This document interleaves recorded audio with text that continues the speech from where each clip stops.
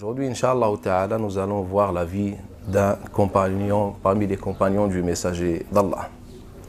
وقصة هذا الرجل تبدأ بما رواه الإمام ابن أبي خيثمة ورواه الإمام العسكري كذلك أن صعلوكا من صعاليك العرب فيما قبل الإسلام جاء إلى سوق عكاظ.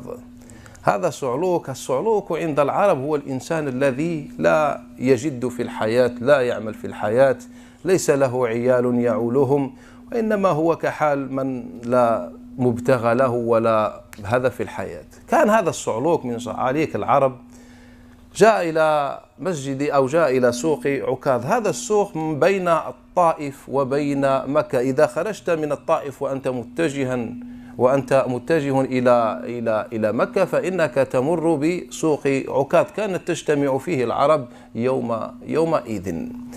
Et donc on commence le récit par ce qui a été rapporté par l'imam al-Askari et l'imam Ibn Abi Khaythama.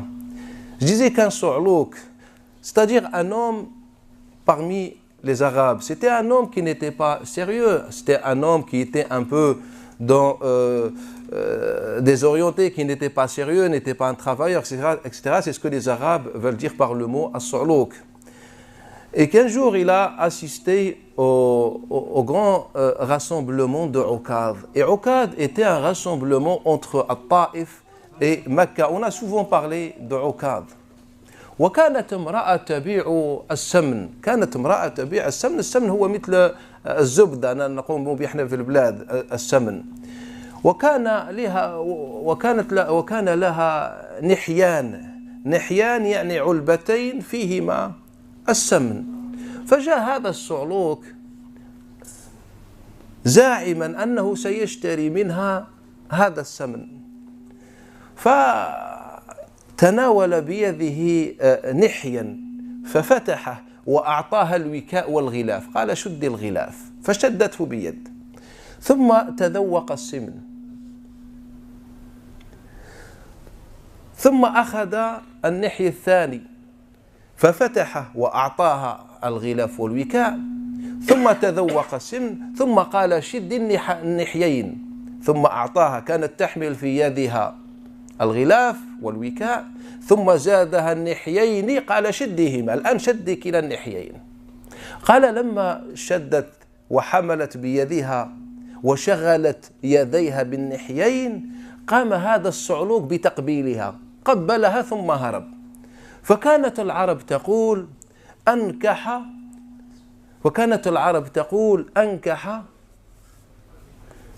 من ذي النحيين وأشغل من ذي النحيين، فصار هذا مثل تضربه العرب. هذا الرجل هو خوات بن جبير الذي سيصير من بعد من كبار صحابة رسول الله صلى الله عليه وآله وسلم. Donc ce que rapporte, je disais, Ibn Abi Khaythama al-Askari, qu'un jour, lors du rassemblement de Ukad avant l'islam, ou bien avant que Nabi sallallahu alayhi wa sallam arrive à Médine, il y avait un homme qui était présent ce jour-là. Et une femme qui vendait as-samn. As-samn, c'est comme de la margarine, comme du beurre. Et donc, elle avait deux boîtes à vendre. Il prend une boîte, un pot, il l'ouvre, il goûte et puis il lui donne la boîte dans une main. Ensuite, il prend la deuxième, il l'ouvre, il goûte et ensuite il lui donne la deuxième boîte dans l'autre main. Et donc, il a occupé sa main, ses deux mains par ces deux boîtes. Et donc, qu'est-ce qu'il va faire cet homme-là? Il va l'embrasser. Il va l'embrasser et ensuite, il va s'enfuir. Et donc, les Arabes ont transformé ce récit en dicton. Ils disaient dans le sens, il n'y a pas plus occupé que la femme au nihyayn. Nihyayn, c'est-à-dire les deux boîtes. Et cet homme-là qui a fait cela, en fait, il s'agit de Khawat ibn Jubayr. Cet homme qui va devenir quelque temps plus tard l'un des grands compagnons du messager d'Allah. Donc, face à nous aujourd'hui, un compagnon qui avait un passé, comment dire, peu apprécié. C'était quelqu'un, il était connu en tant que poète, ce n'était pas un travailleur. Même lorsqu'il va embrasser l'islam, il va être il ne va pas être loin de ses quarantaines, il n'était pas encore marié, alors que les Arabes à l'époque se mariaient très tôt, hommes et femmes. Et donc Khawwath ibn Jubayr va embrasser l'islam, سوف يسلم. فأسلم من بعد وصول النبي صلى الله عليه وآله وسلم إلى المدينة. Et après l'arrivée du prophète صلى الله عليه وسلم à Médine, il a embrassé l'islam car lui il est médinois. يحكي يوما, il raconte qu'un jour خرج مع رسول الله صلى الله عليه وآله وسلم,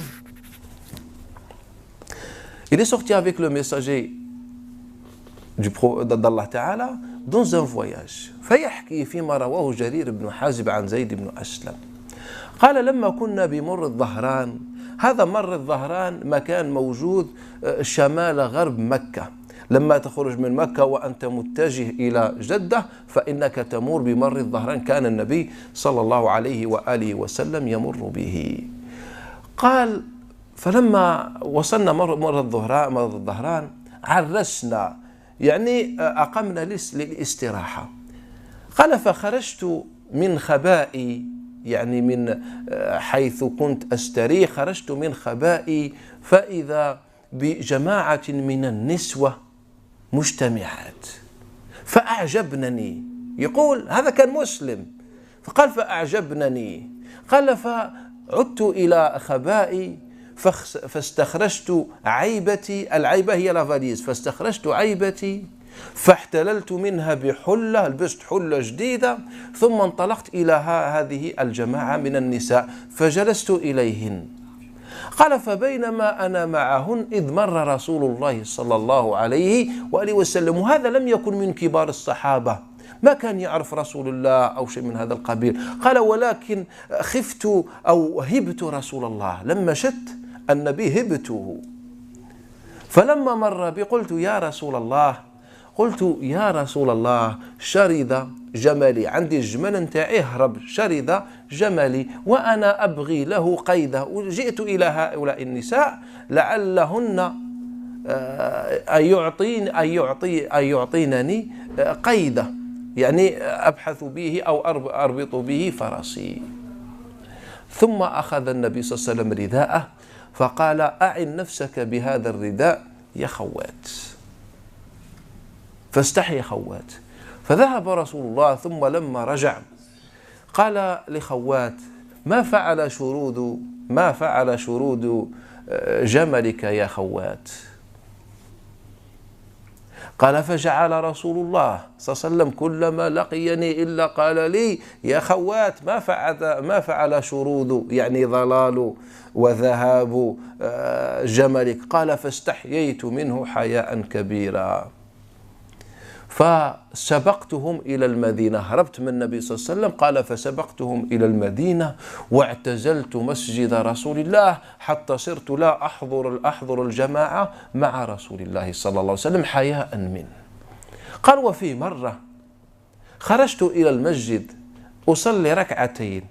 قال فبينما أنا أصلي إذ خرج رسول الله صلى الله عليه وآله وسلم من إحدى حجراته, فلما رأيته وأنا في الصلاة قلت أطول لعله يخفف الصلاة ثم يذهب. قال فطولت وخفف رسول الله صلى الله عليه وسلم الصلاة, ثم قال لي يا خوات وأنا أصلي, فقال لي يا خوات أطل أو طول ما شئت أن تطول فلست أنصرف حتى تنصرف, غير طول راني قاعد هنا نستنى فيك. قال فلما استيقنت ذلك سلمت ثم قلت يا رسول الله إن جملي لم يشرد منذ أسلمت, يعني منذ أسلمت ولا مرة شرد لي أو ذهب لي جمل. فقال له النبي يرحمك الله يا خوات, إذن لا تعد. انظروا إلى هذه القصة وما فيها من فوائد وحكم. Et donc ce récit, il nous dit Khawwath ibn Jubayr, lorsqu'il était avec le prophète sallallahu alayhi wa sallam, il dit on est sorti un jour avec le prophète dans un voyage, et puis on s'est installé dans Marr al-Dhahran. Marr al-Dhahran, c'est au sud-ouest ou bien au nord-ouest de Al-Madina. de Mecca. En sortant de Mecca, en se dirigeant vers Jeddah, on passe par Mar al-Dhuhran. Et pourquoi elle s'appelle Mar al-Dhuhran? Car on raconte, dans ce qu'on raconte, il y avait un poète qui s'appelle Kathir ibn Abdurrahman, qui aimait une femme qui s'appelait Izza bint Jamil. Et il disait qu'elle était très amère, elle était très dure avec lui. C'est pour ça qu'on a appelé cette région Mar al-Dhuhran par rapport à cette personne qu'il aimait. Puis elle s'est mariée, sa famille l'ont mariée avec quelqu'un qu'il n'aimait pas, et il a pris avec lui vivre en Égypte, et Kathir ensuite il les a poursuivis en Égypte. Voilà, il y a une histoire en rapport à ça. Et donc on s'est arrêté à Mar al-Dhuhran pour se reposer. Et ensuite je suis sorti de ma khiba, il dit une espèce d'une tente, je suis sorti et je vois un groupe de femmes. Il nous dit elles m'ont plu.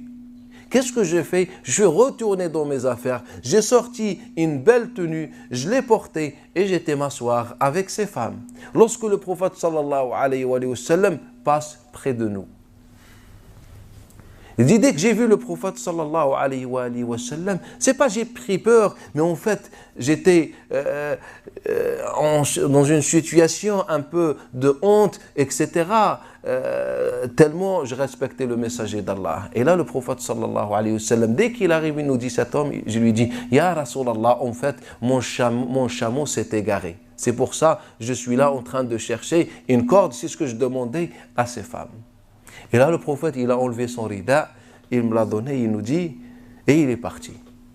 Et il revient plus tard et il me dit, Ya Khawat, alors l'égarement de ton chameau, il est revenu ton chameau? Ma fa'ala shurudu jamalik.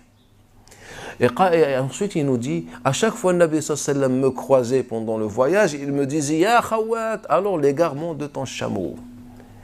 Et dès j'en pouvais plus, et j'ai décidé de rentrer avant As-Sahaba, les compagnons, avant le messager d'Allah à Médine. Donc je suis rentré. Et j'ai arrêté de fréquenter la mosquée. Et je ne faisais plus les prières dans la mosquée, par pudeur, pour pas croiser le messager d'Allah. À chaque fois, il va me dire, alors le chameau, qu'est-ce qu'il a fait le chameau? Et Nabi sallallahu alayhi wa sallam savait que c'était pas vrai, savait que cet homme avait menti. Mais le Nabi sallallahu alayhi wa sallam va nous enseigner comment enseigner et éduquer ceux qui commettent les erreurs. Il nous dit, quelques temps plus tard, je décide de retourner à la mosquée. Je rentre à la mosquée pour faire deux rak'at. Je commence ces deux rak'at lorsque le Nabi sallallahu alayhi wa sallam rentre à la mosquée. Je me suis dit, je prolonge la prière comme ça. Le Nabi sallallahu alayhi wa sallam, qu'est-ce qu'il fait? Il va finir sa prière et rentrer. Et là, le Nabi sallallahu alayhi wa sallam, il nous dit, il a fait une courte prière et ensuite, il m'a adressé la parole en me disant, Ya Khawat, prolonge la prière, je ne bouge pas d'ici jusqu'à ce que tu termines ta prière. Et là, je me suis dit, il faut que j'affronte le Nabi sallallahu alayhi wa sallam. Et quand j'ai fini ma prière, j'ai dit, Ya Rasulallah, depuis que j'ai embrassé l'islam, je n'ai jamais perdu un chameau. Et là, le Nabi sallallahu alayhi wa sallam va lui dire deux paroles. La première parole lui dit qu'Allah Ta'ala t'accorde sa miséricorde. Ya Khawat, ne refais plus ce que tu as fait. Car en fait, car il a menti. Il n'a pas dit la vérité. Il n'était pas sincère au début avec le prophète sallallahu alayhi wa sallam. Mais aussi on reste un moment avec ce récit. Regardez comment An-Nabi sallallahu alayhi wa sallam s'est comporté avec cet homme-là. Comment An-Nabi sallallahu alayhi wa sallam a enseigné à cet homme-là. Et nous, déjà, il y a quelques secondes, on a eu une belle leçon dans ce sens-là. Regardez Nabi sallallahu alayhi wa sallam, comment il conseille les gens. Il ne va pas les brusquer, il ne va pas crier, il ne va pas dévoiler leurs erreurs devant tout le monde. Mais en fait, en toute douceur, même avec de l'amusement, Nabi sallallahu alayhi wa sallam éduque les compagnons. Car regardez, qu'est-ce que Nabi sallallahu alayhi wa sallam lui disait? Alors, qu'est-ce qu'il a fait ton chameau? C'est-à-dire en plaisantant, il est en train d'indirectement à donner un conseil, à enseigner à cet homme une de ses valeurs. Et le Nabi sallallahu alayhi wa sallam, au final, ne va pas revenir sur ce qu'il a fait. Ne va pas raconter ce qu'il a fait. Ah, tu te rappelles ce jour-là alors, qu'est-ce que tu faisais? Pourquoi tu as menti? Mais en fait, le Nabi, c'est comme s'il a ignoré ce qu'il a fait. Il voulait juste retenir la finalité. C'est que cette personne a tiré profit de cette expérience. Il lui a dit qu'Allah Ta'ala t'accorde sa miséricorde et Ya Khawat ne refait plus ce que tu as fait. En fait, c'est ainsi que le Nabi sallam éduquait ses hommes. On parle de Khawat ibn Jubayr, cet homme qui était solo, qui n'avait pratiquement aucune vie avant qu'il embrasse l'islam. Il embrasse l'islam, il va rester dans son chemin, à fréquenter les femmes, à avoir cet état d'esprit, etc.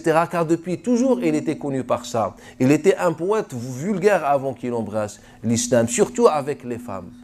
Et lorsqu'il embrasse l'islam, il va encore refaire ses erreurs. Et il va encore mentir devant le prophète sallallahu alayhi wa sallam.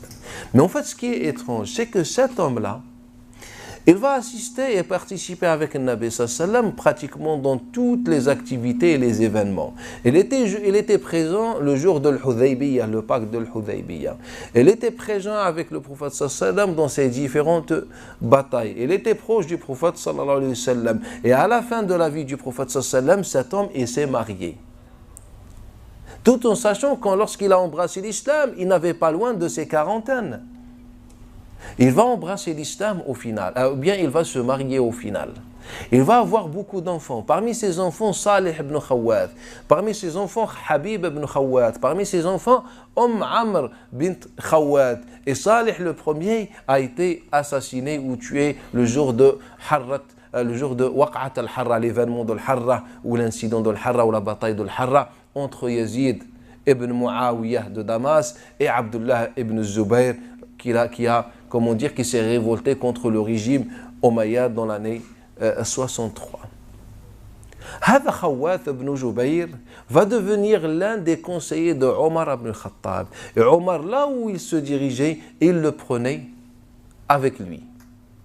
Il nous raconte qu'un jour, il est sorti avec Omar ibn Khattab, Abdurrahman ibn Auf, Abu Ubaïda ibn Jarrah, il nous dit, et quelques d'autres notables parmi les compagnons, comme rapporte Zuhri d'après Sa'id ibn Yazid, et aussi Qais ibn Abi Hudayfa. قال خرجنا للحج, nous sommes sortis pour accomplir notre pèlerinage. Et sur le chemin du pèlerinage, on s'est arrêté et ils m'ont demandé de leur chanter. قال فجعلت أغني حتى أسحرنا. Et donc j'ai commencé à chanter jusqu'à l'heure de suhour. Et lors de suhour, Omar ibn Khattab m'a dit, Ya Khawat, irfa anna faqad asharna. Ya Khawat, arrête de chanter car le suhour nous a atteint. Et là, Abu Ubaïda ibn Jarrah, il me prend par la main, il me dit, Ya Khawat, laisse-les et viens. Il dit, on s'est isolé dans un endroit et j'ai commencé à chanter à Abu Ubaïda ibn Jarrah jusqu'à l'aube, c'est-à-dire jusqu'à la prière de Al-Fajr. Et parmi aussi les exemples du changement dans la vie de cet homme-là, en fait, l'histoire de Bilal ibn al-Harith. Bilal ibn al-Harith, c'est celui qui rapporte le hadith Inna al-abda la yatakallamu bil kalima la yulqi ilayha bal fatahwi bihi fi nari jahannam 70 kharifa. En fait, Bilal ibn al-Harith, c'est le compagnon qui rapporte le hadith dans lequel le prophète sallallahu alayhi wa sallam dit que parfois l'homme prononce une parole sans prêter d'attention, ou bien sans qu'il se rende compte, et que à cause de cette parole sera jeté dans l'enfer, une version entre la terre et les cieux. Voilà le hadith qui est connu. En fait, ce hadith il est rapporté à la base par Bilal ibn al-Harith.